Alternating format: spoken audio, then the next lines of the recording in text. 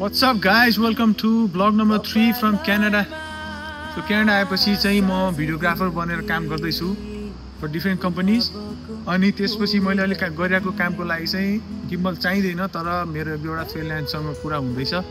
So उनीहरुको जबलाई चाहिँ मैले गिम्बल चलाउनै पर्ने भएको भएर मैले गिम्बल किने. DJI Ronin RS4 कम्बो राम्रो छ. भारी चाहिँ भारी, मेरो क्यामेरा अलरेडी भारी छ.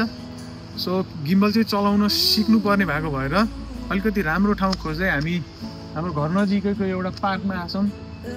दामी एउटा पोखरी छ, त पोखरीमा माछा पनि छ. माछा चाहिँ भाग्यो अनि म चाहिँ सिनेमेटिक बी-रोल खिच्दै छु. मेरो मोडल चाहिँ मेरो आफ्नै बुढी. So all the clips that you will see in this video सबै मेरो बुढीको हो. मैले दामी पाराले भिडियो खिचिँदै छु. She is not paying me anything, but she bought me this gimbal. So thank you, Buddy, for buying me this gimbal. So guys, check it out. Oh, त्यो खाली खाली निधारमा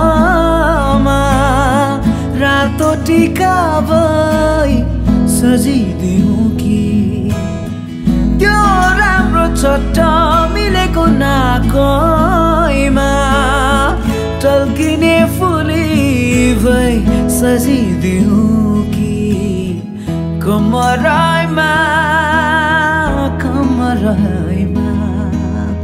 कमराइमा बाँधी हिँड्ने पटुकी पो बनिदिउँ कि